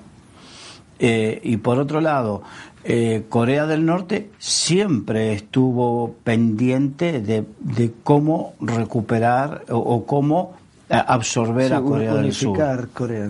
Exacto, pero no unificar en el gobierno surcoreano. Unificar a la Corea del Norte. No sé si me entiendes. Hay una diferencia, porque no estaría mal si Corea del Norte se convirtiese en una nueva Corea, una nueva Corea del Sur, una Corea con libertad, una Corea con prosperidad económica, una Corea con... en Corea del Sur hay un índice cristiano muy importante y muchas iglesias importantes, cosa que no existía en Corea del Norte, porque en Corea del Norte no hay libertad para eso. Entonces no estaría mal si fuese a lo Corea del Sur, pero quiere ser a lo Kim Jong-un, a lo Corea del Norte. Sí, igual que en su día China se comió Nepal, sí, y se lo quedó y nadie dijo ni mu. Es decir, bueno, no pasa nada. Y cuando suceda como suceda con Taiwán, nadie podrá decir ni mu. Entonces, porque Estados Unidos no va a tener la fuerza militar suficiente para poder estar presente y mantener el equilibrio en todas partes del mundo, como lo hizo en décadas pasadas. Y una vez que China consiguiera Taiwán, están pendientes Filipinas y Japón. Sí, porque históricamente siempre China quiso tener esas islas bajo su dominio, ¿no? Que hay guerras ancestrales entre Japón y aunque China. Japón históricamente fue más fuerte que China, a pesar de que es muy pequeñito, pero no sé cómo. De hecho, Japón en la historia invadió China, invadió Corea, se llevó las famosas coreanas que se llevaron como esclavas sexuales a los japoneses, bueno, todo eso, la historia. Pero en la historia reciente, Japón, después de la Segunda Guerra Mundial, había renunciado a tener ejércitos. Sin embargo, ahora vuelve a tener ejércitos y a invertir en tecnología militar. Entonces, esto nos está hablando que lamentablemente todos los esfuerzos para que no haya una guerra mundial, una tercera guerra mundial, están haciendo todo lo posible para que la haya, sí. Para que la haya. Porque ese adagio que dice que si quieres la paz, prepárate para la guerra, es muy carnal, muy humana, pero es falsa. Sí. Porque al final, si tú creces en armamento, el otro también, y lo que dice la Biblia es que si tus fuerzas son grandes, habrá otro con más fuerza que te aplaste, ¿no? Exacto. Y aparte sucede algo, los armamentos comienzan a volverse obsoletos y hay que cambiarlos por unos más nuevos o porque caducan algunos explosivos y algunas cosas. Entonces, tenemos que ver la historia de Estados Unidos, que en muchos casos Estados Unidos propiciaba se ha alimentado guerras, ahí está la de Ucrania. Exacto, ha alimentado guerras con tal de vender el armamento que le iba quedando para poder recomponer el nuevo. Ya. Entonces, también hay un tema económico y todo eso, porque la guerra siempre tuvo un componente económico muy, muy importante. La financiación de la guerra fue lo que hizo grandes fortunas. Ya. Sí, y en tiempos de guerra, porque el dinero se utiliza para eso, es cuando ha habido los mayores crecimientos tecnológicos también, ¿no? Porque ahí uno no racanea cuando está en un tema bélico, ¿no? Bueno, dejar ese asunto ahí creo que es importante, porque muchas veces estamos mirando para el occidente y en el oriente hay situaciones complicadas y que pueden hacer variar la realidad del mundo, ¿no? Sí, pero sobre todo en el caso chino, pongamos, o Japón, porque también Japón interactúa económicamente muy fuerte, es una economía muy fuerte.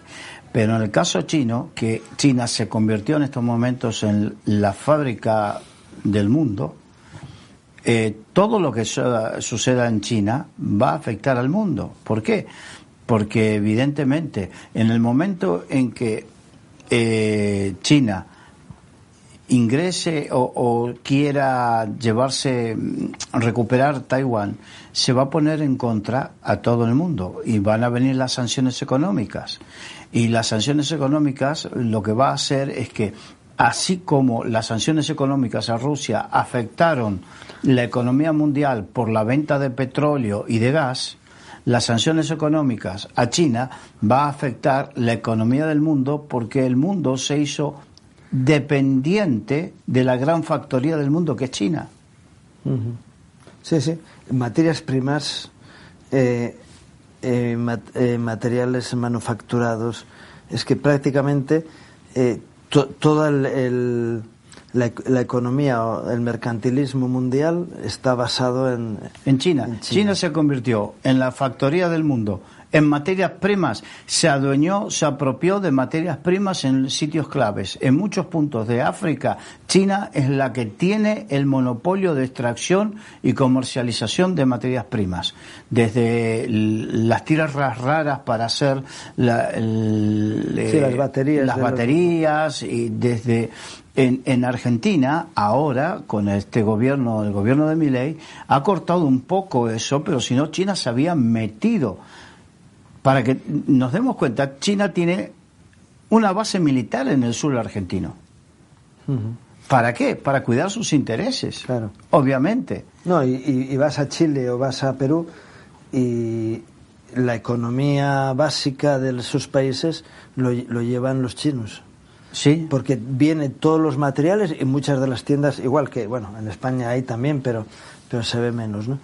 Pero hay sitios donde dices, no, es que la realidad comercial de muchos países de América Latina ha sido invadida por China, sí. Antes lo hicieron los europeos, o lo hicimos los europeos, ¿no? Porque vas a Argentina y dices, se ve la mano francesa por todas partes. Bueno, y luego italianos y españoles, pero en cuanto a comercio veías sobre todo franceses, ¿no? Carrefour por todas partes, vehículos de marcas francesas, etcétera, bueno, etcétera. Los vehículos, y en el caso que yo crecí en Argentina, los vehículos eran siempre Ford, Chevrolet, eran lo clásico. Después estaba Volkswagen, Renault, Citroën, Fiat, porque la marca esa Fiat italiana también, Mercedes-Benz, siempre estuvieron todos los europeos, ¿no? Exacto. Primero eran los americanos y luego fue invadido por los europeos, ¿no? Y bueno, otro tema importante en el calendario, hoy estamos a 15 de octubre. De aquí a 21 días son las elecciones en Estados Unidos.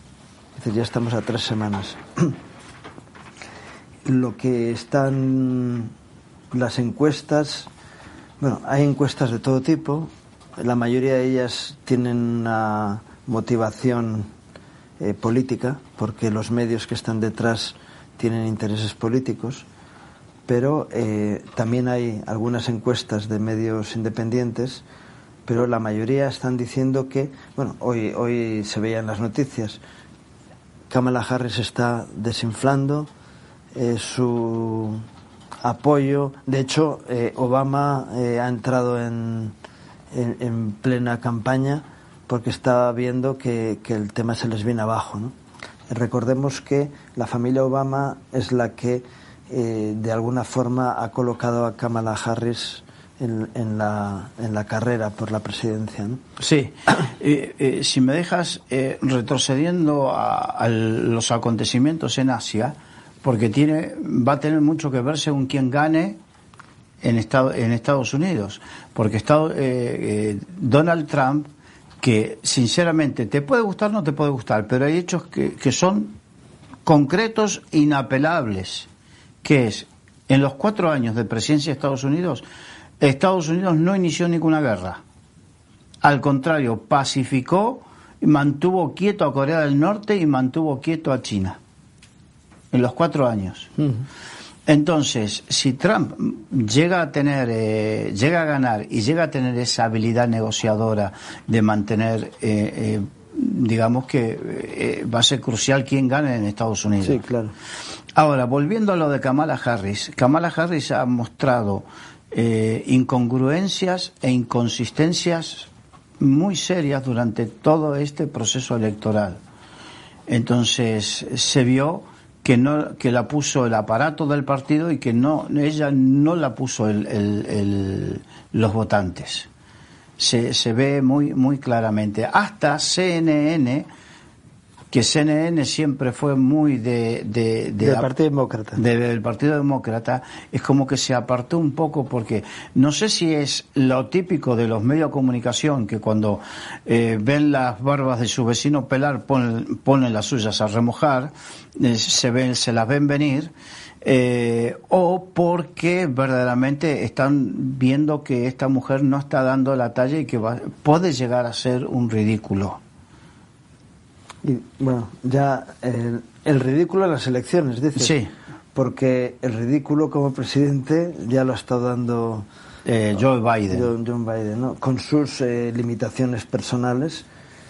De hecho, se ha estado hablando de que la presidencia de Estados Unidos ni la ha llevado Biden ni Kamala Harris, sino que ha sido un grupo de presión detrás de Biden, que tiene que ver con su familia. Esto ha ocurrido siempre en Estados Unidos, ¿no? Las familias presidenciales han sido familias muy ricas, con una serie de intereses importantes. Hablamos de Nixon, los famosos lobbies, Carter, todos han tenido detrás su propia familia con intereses tremendos. Y bueno, y en el caso de Biden estaban claramente diciendo: él es solamente una pantalla, quien toma las decisiones está detrás, empezando por su esposa y el clan de sus hijos que estaban detrás. En la época de Kennedy, por ejemplo, sí, pero no. También, pero fue algo diferente, ¿no? Pero recordemos que en el caso de Biden, su hijo Hunter Biden, que está siendo procesado, que estaba en...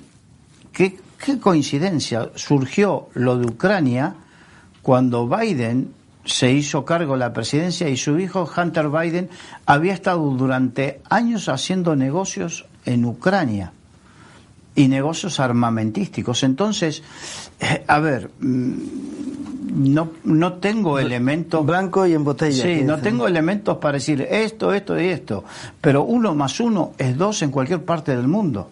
Uh-huh. Y bueno, creemos que es crucial las elecciones en Estados Unidos. Todo el mundo está esperando. De hecho, hay situaciones políticas que están esperando a lo que ocurra en Estados Unidos, y en muchos bloques a nivel mundial están diciendo: bueno, ahora estos días vamos a esperar un poco, el desequilibrio que pueda haber, que genere alguna situación allá, a ver, porque depende, claro, si yo intervengo para que las cosas vayan hacia un lado y gana el otro, Claro, quedó descolocado. Claro. Es lo que le pasa a los grupos periodísticos, lo que hablaba con CNN. Entonces, pero en el caso de, por ejemplo, en lo que nos atañe a nosotros aquí en Europa, recordemos que una de las cosas que hizo Donald Trump fue hablarle bien claro a Europa que tenía que participar con el 2% del PIB de cada país en la OTAN. Entonces, que si no lo hacían, Estados Unidos iba a rever el tema de la OTAN. Resulta que todo el mundo se enojó con Estados Unidos, pero con el tiempo y con la guerra de Ucrania se dieron cuenta que, por ejemplo, han encontrado en Alemania que parte de su armamento estaba obsoleto. Que España, por ejemplo, decía que tenía cierta cantidad de tanques, pero cuando tuvieron que enviarlos, que se los donaban a Ucrania, que estaban desmontados, que estaban... O sea, estamos hablando de que pareciera que tenía razón en la dejadez de Europa en cuanto a ese 2% real, efectivo, de presupuesto militar, y que ahora que no está Trump en el poder, durante este tiempo muchos países europeos han aumentado el presupuesto militar. Entonces vemos que Trump tuvo razón en su momento. Sí, bueno, el tema es que... Aunque digamos que lo militar no es lo que más nos interesa a nosotros. Es que la OTAN estaba muriendo y estaba pronto a su fin. De hecho, Europa estaba pensando no en darle el 2% a la OTAN, que lo dirige Estados Unidos, aunque el secretario general sea de cualquier otro país, ¿no? Temporalmente, sino que decían, no, si voy a gastar el 2%, tengamos nuestro propio ejército. Y estas circunstancias, la guerra de Ucrania, lo que ha hecho es retomar la OTAN, y la OTAN está ahora revivificada porque, por todo ese negocio que hay países. De hecho, una de las primeras cosas que hicieron fue, Alemania, tú tienes una buena industria militar, ¿no? De fabricación de sí, los famosos tanques Leopard. Sí. Y entonces dice Estados Unidos, bueno, yo voy a repartir parte del pastel con Alemania, no con Europa, con Alemania. Claro, a Estados Unidos no le interesan los aviones de combate europeos. Entonces dice, no me interesa que esas factorías que están en Francia, en España, en Italia, había algo en Inglaterra, pero como se salió, aunque en Suecia hay algo, sí, con los Gripen. Pero dice, vamos a reponer la aviación con aviones americanos. Es más, la tecnología es tan alta que tanto el uso de carros de combate, como aviones, como otra serie de lanzaderas, de misiles, tienen tal alta tecnología que los países que los usan no los pueden usar si no están bajo licencia del país que lo fabrica. Y esto es, no sé si han visto que ahora mismo los cines, las películas, no tiene la sala no tiene el soporte físico para lanzar la película. Antes era las cintas, sí, los carretes, luego en el Blu-ray, sí, ¿no? Ahora es todo vía por la nube, y los carros de combate, aviones, tal, no sé qué, funcionan con una tecnología online que en un momento dado alguien dice, ¡pum!, le quito la licencia y se queda sin funcionamiento. Entonces, claro, Estados Unidos, al introducir sus aviones, al introducir las lanzaderas, tal, tiene el control absoluto del material militar para poder hacer uso de él. ¿Por qué? En un momento dado dice, no, a usted no le permito hacer ese uso y le capo el software y no va a poder utilizar el material. Luego, de hecho, lo que cuenta, la escatología es que al final la invasión de Israel va a ser a caballo. No es que sea, es que claro, entonces no podían decir un carro de combate como dicen, no, es que va a ser a caballo porque la tecnología, la super tecnología en base a satélites artificiales, etcétera, no va a poder funcionar y van a tener que volver a la guerra no convencional, a la más convencional, que fue la de antes de Cristo, ¿no? Sí. Bien, ahora, volviendo al tema de Estados Unidos, evidentemente siempre las elecciones en Estados Unidos hacen que el mundo se paralice un poco y vea, pero en estos momentos hay una debilidad en Europa que más que nunca, porque Europa ya no es, digamos, el contrapeso a Estados Unidos, ahora el contrapeso está del otro lado del Pacífico. Sí, que encima son sus vecinos, ellos están muy cerca unos de otros. Exacto. Hablas de Europa, ¿no? Ahora mismo la Unión Europea está en proceso de cambiar su gobierno. Los consejeros o los ¿cómo son? Los comisarios de las diferentes áreas, todavía después de que las elecciones fueron en junio o en julio, ¿no?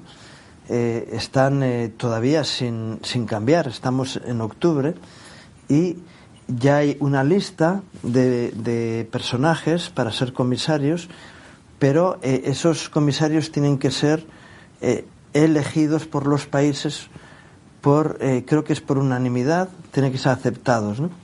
Y a veces hay sus equilibrios para poder tener cada país tiene derecho a colocar a una persona, ¿no? Y de hecho, en concreto, España ha presentado a la ministra de ¿cómo es? De Industria, sí, que muy controvertida. Sí. No me acuerdo el nombre. Que es ahora vicepresidenta tercera y que sigue siendo vicepresidenta, no ha renunciado a su cargo porque está pendiente de que pase el filtro.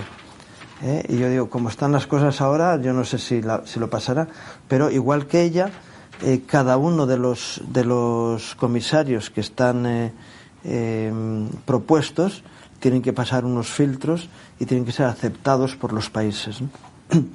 Y por eso se ha ido retrasando, por eso sigue Borrell siendo el gran representante. El gran problema de Europa, como está hoy por hoy, es que los que toman decisiones, los ejecutivos, no los elige el pueblo, sino que el pueblo elige los europarlamentarios, que en realidad en lo efectivo pintan bastante poco. Entonces, las leyes las sacan ellos, pero lo que es el gobierno directo son los enviados de los países los que hacen ese, y luego son las fuerzas entre ellos lo que va a llevar a que las cosas funcionen de una manera u otra. Pero se ha visto tal nivel de corrupción en Europa, porque recordemos que en los últimos 2 años se ha salido a la luz, por ejemplo, cómo Marruecos estuvo influenciando en Europa para que se le permita a los marroquíes producir y exportar a Europa con un nivel de tecnología o de fitosanitario que a los europeos no se les permite. Sí, más bajo. Es decir, mucho más bajo. Los niveles de... Entonces, y la pesca y en un montón de apartados vemos que hubo una seria corrupción, y lo que no se ve, lamentablemente, es una manera de rever todo eso. Ah, sí hubo corrupción, pero lo mantenemos. Se mantiene. No se revé. No se dice, bueno, hemos encontrado este problema, vamos a subsanarlo. No hay. Entonces, quiere decir que lo que está sucediendo, lo que se está produciendo en la Unión Europea es de espaldas a la población. Y por eso, lamentablemente, está creciendo lo que se llama el euroscepticismo. Gente escéptica de que verdaderamente Europa valga algo más que para poder transitar por las fronteras simplemente pasando con el DNI. No, y sin DNI, sin control. Sin control alguno. Entonces, Europa tiene que valer y servir para algo más que para solamente eso. Tiene que tener otra... Y Europa ha ido perdiendo. En Alemania, por ejemplo, en estos momentos, Alemania económicamente era la locomotora de Europa. Como tú dijiste, antes tenía la industria más puntera y más fuerte de toda Europa. Sin embargo, se ha quedado. De hecho, la industria automotriz alemana está en serios problemas. Y todo como comenzó, cuando decidieron dejar de producir energía atómica, energía nuclear. Entonces, ahora están apretando a las pocas centrales que todavía están, que no fueron desmanteladas, que las mantengan, por favor, porque están sin poder competir con los chinos, que es la otra gran factoría en el mundo. Entonces, Alemania, que siempre era gran productor de calidad, de coches de calidad, ya no los produce. ¿Tú te diste cuenta que ahora una de las marcas más conocidas, que de mayor fiabilidad, ahora sus motores hace unos años ya no son de esa marca, son de otra marca? Han perdido su esencia. Sí, bueno, el Mercedes-Benz, los motores... de hecho, el inventor del motor de diésel, sí, fue quien creó esa empresa, ¿no? Y muchas veces yo recuerdo en España los coches SEAT más grandes, el 1500, el 1200, llevaban motor Mercedes. Claro. Antes Mercedes tú comprabas un Mercedes y decía, es caro. Y es más, mucha gente quería comprar un Mercedes, aunque sea más viejo, porque era fiable, la fiabilidad. Pero hoy por hoy ya tienes un motor, tienes una carrocería Mercedes, tienes algunas cosas Mercedes, pero el motor ya no es Mercedes. Ha perdido su esencia. Y es japonés, normalmente. No. PSA, bueno, allá no es PSA. Ya.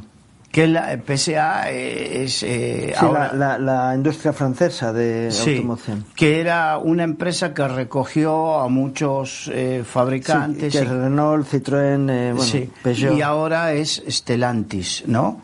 Entonces, ¿qué pasa? Yo tengo un coche que es de esa... No estoy diciendo que son malos, pero no es el Mercedes, la fiabilidad de Mercedes, que es precisamente lo que ha catapultado hacia abajo la industria alemana. Sí, de hecho, otra marca muy alemana, que, bueno, de hecho, es la marca popular alemana, que fue la bandera del Tercer Reich, ¿no? Que fue Volkswagen. Volkswagen quiere decir vehículo popular, es decir, es alemán, sí. ¿No? Tuvo un ingeniero español que rebajó la calidad de los vehículos Volkswagen y empezaron a fallar por todas partes, porque las piezas esenciales las estaban rebajando de calidad. Y entonces empezaron a fallar y a meter componentes de peor calidad. De hecho, hoy en día muchos de los componentes vienen de China. Tuvimos un problema hace unos años que no venían los contenedores de China y ensambladoras de vehículos tuvieron que parar porque no tenían los materiales para poder utilizar. Luego es lo que pasa. Si es un coche nuevo, ya, pero te está fallando porque las piezas que tiene no son de la calidad que debían de ser. Te cuento, voy al mecánico y el mecánico me dice, mira, este coche que tú tienes, de lo que suele fallar es en la parte eléctrica por esto. Y dice, es que hace años se llevaron de fabricar los componentes eléctricos, el tema del cableado, de hacerlo en Europa a Marruecos. Desde que se hace en Marruecos, tienen el cable por fuera, está bueno, tú lo ves bien, pero por dentro ya está roto, entonces comienza a tener problemas eléctricos. Por lo que tú dices, hacerlo en sitios donde no conviene, por cuestiones políticas, por lo que sea. Y económicas, la cuestión es que se ha ido perdiendo la calidad y fiabilidad. ¿Y sabes qué ha ocurrido en estos días? No solamente aquí, sino esto afecta también a Estados Unidos. Hace un par de semanas, el CEO de Ford en Estados Unidos, viendo cómo las nuevas tecnologías chinas le están comiendo el mercado, se fue a China y quedó sorprendido con algunos modelos de lo que está produciendo China. Una tecnología que hace que la Ford americana se quede atrás. Entonces compró unos coches ahí para llevarlos para fusilarlos. Exacto. ¿Para qué? Para estudiarlos y ver cómo nos están comiendo la tostada en China con respecto a la tecnología. De hecho, los vehículos eléctricos orientales se están fabricando a mitad de precio que los europeos. Y claro, dicen las empresas europeas, no puedo competir. No me da, no hay forma de competir contra ellos. Nos han ganado el terreno en 20 años. Sí. Llevan 20 años. Pero claro, dices, ¿por qué Europa está admitiendo que ese tipo de vehículos con esa tecnología desplace a los vehículos que fabrican en Europa? Porque al final dices, lo que fabrico yo, aunque sea más caro, es más barato. ¿Por qué? Porque la balanza comercial no se mueve cuando lo fabrico yo.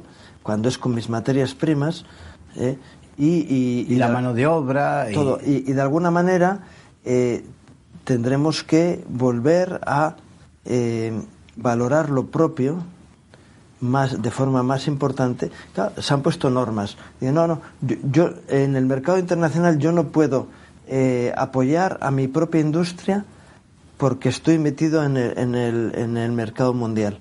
Pues a lo mejor, ojo, Milei está proponiendo esto para Argentina. Sí, pero no, perdone, yo paso de estar en el mercado mundial. Si me quieren comprar bien y si no, ya me arreglo solo. Pero ¿cuál es el problema en Europa? Y volvemos a lo que sucedió.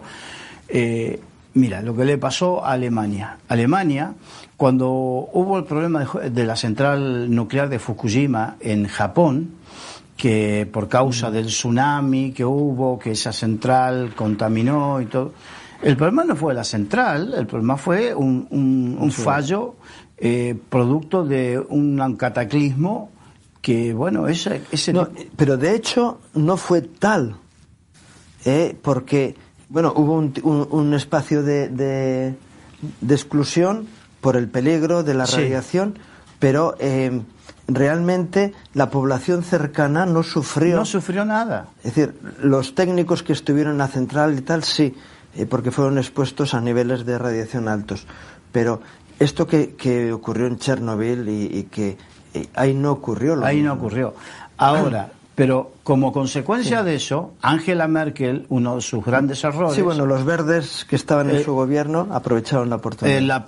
Se dejó presionar por los verdes y enseguida se quiso deshacer y comenzó a deshacerse todas las centrales nucleares. Ahí se encareció porque dependía del gas ruso y de la tecnología rusa barata de la economía. Pero primero ellos al decantarse por eso tuvieron que sustituir la tecnología y comenzó a depender del gas ruso y del petróleo ruso.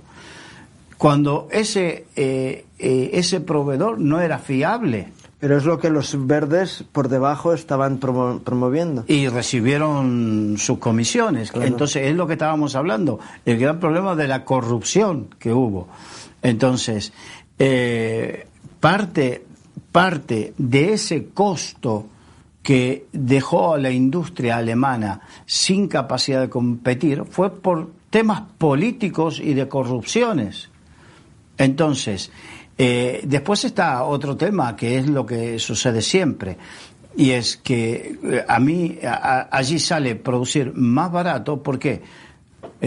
Porque en definitiva sus costes operativos son más baratos porque por las formas y las condiciones de trabajo y todo lo demás, porque aunque nos muestren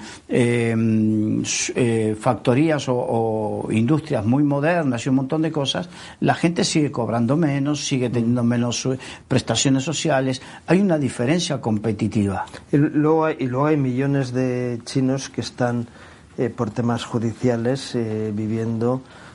Sigue habiendo allí lo que es los trabajos forzados. Claro. Y entonces tienen millones de personas trabajando gratis para el Estado.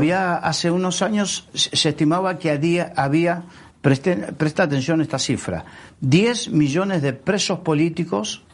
10 millones de presos políticos que estaban. Claro, algunos dicen, bueno, pero son 1.200 millones, 1.300 millones de chinos. 10 millones, bueno, la proporción no da para tanto. Pero, claro, esa proporción de 10 millones de personas que están trabajando gratis es una mano de obra tremenda.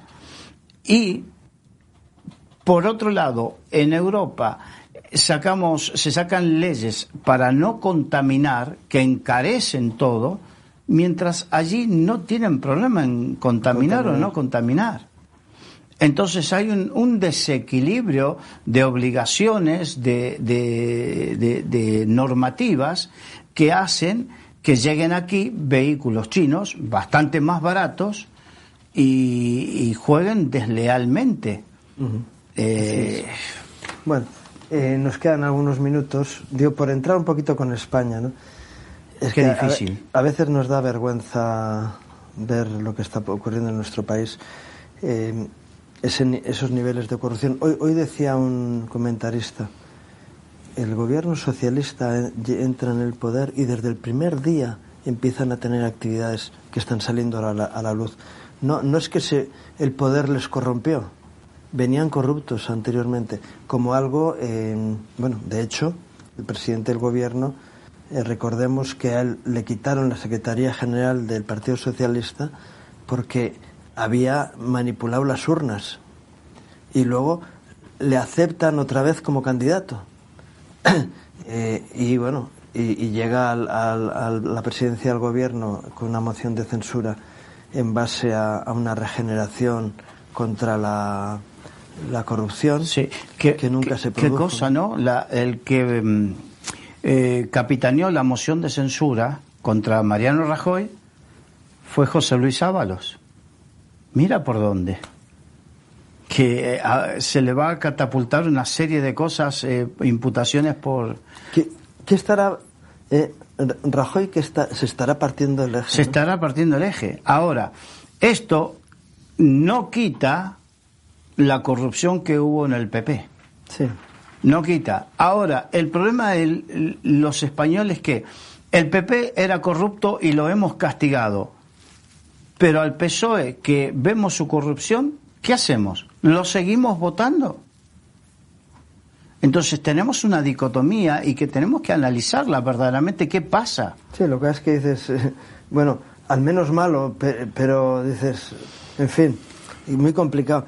Por eso nosotros decimos que cada persona busque sabiduría y dirección para hacer las cosas en buen orden, ¿no? Pero es tremendo ver cómo...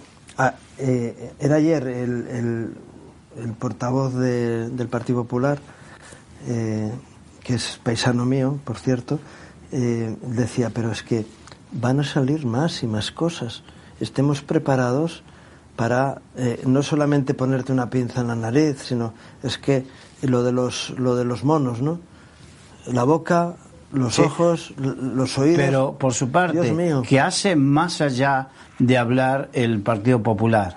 ¿Alguna gestión, algo? En estos momentos hay que decir que el que está acercando al gobierno no lo puede hacer políticamente porque no tiene la fuerza, pero no puede hacer una moción de censura porque no tiene 50 diputados. Pero el que verdaderamente está haciendo en la parte judicial es Vox, y el PP no quiere sumarse a eso. Bueno, ayer presentaron una querella, pero entonces estamos hablando de pellizquito de monja, ¿no? Al lado de lo que podrían hacer. Entonces, ¿qué pasa? Claro, es el bipartidismo, que hoy somos corruptos unos, mañana son corruptos otros. Ese es el problema. El domingo el portavoz de Vox, que es el partido que estás hablando, hizo una rueda de prensa y él decía, bueno, anhelamos que se mueva el PP, pero no lo está haciendo. Y justo una de las periodistas le dijo, mire, ahora mismo me está llegando información de que la portavoz del Partido Popular en el Congreso está diciendo que, bueno, el secretario general en este momento está diciendo que han decidido poner una querella. Y dijo, a ver, ¿a qué nivel? ¿O qué es lo que hace? Porque qué bueno que se sumen, porque había... Cuando la dictadura, en la época final de la dictadura de Franco, había una canción de, creo que era Luis Llach, un catalán, que él decía, si tú les tires ella caerá, ¿no? Que es la estaca, la canción de la estaca. Si todos tiramos, al final caerá. Y yo tiro por aquí, tú tiras por allá, para ver si conseguimos que esto caiga, ¿no? Y que, bueno, de hecho estamos viendo que a lo mejor no hace falta ni tirar por si está cayendo solo, ¿no? Sí, pero los mismos, porque, a ver, capaz que hay alguien que interpreta que nosotros estamos interesados en que caiga el PSOE porque es PSOE. No, estamos interesados en que caiga un gobierno que es corrupto por su corrupción, no por su sigla política, no. Por su corrupción, cosa que hay en estos momentos, y no sé hasta qué punto podrán hacerlo, porque aquellos que han callado durante tantos años cosas que se sabían, no pueden ahora estar propiciando eso. Va a tener que haber una regeneración en el PSOE muy grande, porque hay varones, hay gente en el PSOE en estos momentos que está viendo que esto va a ser una debacle, que Sánchez y los suyos se van, pero que ellos van a quedar manchados por muchos años. Uh-huh. Por muchos años. Sí. Acaba de entrar una noticia, ¿no? Eduardo Zaplana, del PP, condenado a 10 años por corrupción, ¿no? Hoy ha salido la sentencia. Y, claro, dices, y los que están... Porque ellos son... Sí, pero su corrupción ha sido mucho inferior a la que estamos viendo ahora, y es que cada día dices, pero ¿cómo puede ser que esto funcione así, que este país haya llegado a tales niveles de degeneración donde no te puedes fiar prácticamente de nadie, ¿no? Porque dices, bueno, tendríamos que encontrarnos en los grupos políticos realmente un compromiso de limpieza interna, pero de una forma radical. No lo que dijo el presidente Sánchez el otro día, es que al que la pille la apaga. Bueno, pero si está saltándote por todas partes la gente que estaba, por lo menos en ciertos tiempos, al lado tuyo. Exacto. Pero yo escuché hoy una declaración donde el presidente Sánchez dijo acerca de aquellos que mienten. ¿Cómo puedes decir eso después de que nos has mentido desde el momento de las elecciones, que dijiste no voy a hacer esto, y después nos vienes con que no, he cambiado de opinión?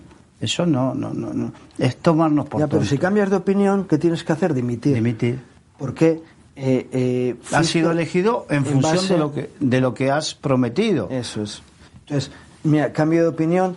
Yo venía con una idea, esa idea no la voy a llevar a cabo porque hay algo en mi interior que ha cambiado. Entonces, yo no puedo seguir y dimito y que otro se haga cargo del tema, o con mi nueva forma de pensar me presento a unas elecciones nuevas diciendo esto y esto para que sea apoyado por el pueblo. Es decir, si cambio de opinión, tengo que buscar. Hay un arma en España, en el parlamentarismo español, que es la moción de confianza. Sí, someterse a una moción de confianza. Claro. Y decir, mire, pues he cambiado de opinión, ahora mi opinión es esta. Claro, el gran problema es que el Parlamento, los parlamentarios están cautivos. Mira, ayer hablaba esta Marimar Blanco, ¿no? Y le plantaba cara a los senadores del Partido Socialista. Mírenme a la cara y digan lo que se dicen los corrillos por ahí, a ver si tienen narices de decírmelo a la cara, ¿no? Que añoro los tiempos en los que mataron a mi hermano, el sufrimiento que tuvo aquella joven. Yo he hablado personalmente con ella en algunas ocasiones, ¿no? Y ella sigue impactada porque eso impactó su vida. Aunque es una mujer de una fe bastante estable en su vida, tiene una realidad de fe, y eso le mantiene, le permite seguir adelante. Pero dices, impactó su vida eso. ¿Cómo le puedes decir tú que está añorando aquel tiempo? Porque eso revitalizaba la presencia del Partido Popular en medio del marco político. Dices, perdona, el que enterró a su hermano y que lloró por su hermano y que tuvo que consolar a sus padres fue ella, que sufrió una calamidad tremenda, igual que muchos de las víctimas del terrorismo, que han sufrido unas situaciones tan graves, personales, familiares, y que dice, yo no me merecía esto que me ocurrió, y sin embargo alguien decidió destrozarme la vida, destrozarme la familia. Y dices, ¿cómo se puede ser tan ruin a la hora de decir añoran aquellos tiempos? Diciendo, perdona, anhelamos que haya tiempos de justicia, de paz y de concordia entre los españoles, y eso es lo que nosotros también anhelamos, ¿no? Que en lugar de potenciar el odio y la separación y la división que está ocurriendo en el mundo entero, hay muchos políticos interesados en que haya una polarización extrema entre posiciones irreconciliables que llevan definitivamente a la guerra entre unos y otros. Sí, sí, porque hay negocio, divide y vencerás, dice el famoso dicho. Pero yo me estoy acordando el monte de la bienaventuranza, cuando Jesucristo dijo, bienaventurados los pacificadores. Entonces, pero porque serán llamados hijos de Dios. Exacto. Los hijos de Dios se dedican a pacificar a los demás.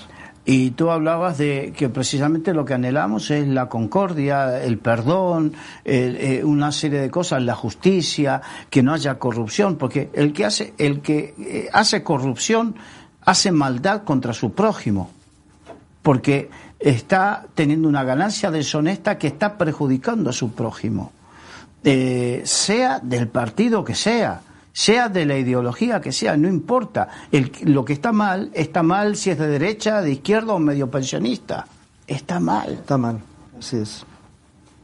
Y anhelamos que haya otra realidad diferente. Por eso, a mí, ver el ambiente mundial, pero es que la profecía dice que los tiempos finales serán como los tiempos de Noé y de Sodoma y Gomorra, por un lado y por otro, ¿no? Y Génesis nos habla de los tiempos de Noé y nos dice que el designio del corazón del hombre era de continuo únicamente el mal. Y cada vez hay más gente de ese tipo. Yo ayer estuve en una reunión y una de las personas que estaba decía, es que cada vez hay menos gente buena. Cada vez encuentras menos gente leal, honesta. ¿Por qué? Porque algunos que iban de honestos les dieron tantos palos que se han unido al sistema. Y la Biblia nos dice, no seas vencido de lo malo, sino vence con el bien el mal. Y dice, y nosotros todavía anhelamos y propugnamos y ayudamos a que haya entornos de honestidad, y qué bueno que todavía hay un remanente de gente honesta que hace las cosas desde una posición moral de honestidad, porque entienden y entendemos que ese es el camino correcto. Y a pesar de toda la pobreza y situaciones que hay alrededor, creemos que todavía hay esperanza, que este mundo tiene esperanza. E igual que habla de que aumentará la maldad, también dice que el reino de los cielos se va a instaurar en este mundo, y eso es lo que estamos anhelando que ocurra. Y que mientras vayan ocurriendo cosas que faciliten ese retorno de la gracia y esos terrenos de honestidad y de limpieza, aunque alguien nos llame ilusos, nosotros estamos involucrados en que esto sea así. Y por eso oramos, y por eso vamos a orar ahora también, terminando este programa. Carlos, ¿te importa orar tú? Padre, en el nombre de Jesús venimos ante ti y te pedimos que bendigas este tiempo, que bendigas a nuestros televidentes, a nuestros oyentes, radio oyentes, de tal manera, Señor, que podamos vivir en tu gracia y con tu temor, Señor, porque al principio la sabiduría es el temor de Jehová. Que se ha despertado tu temor en las vidas y en esta nación, Señor, en España se despierte tu temor, Señor, porque donde no hay temor de Dios el pueblo se desenfrena, Señor. Oh, Señor bendito. Que se despierte el temor de Dios y tu gracia acompañe, Padre, en el nombre de Jesús. Amén. Amén.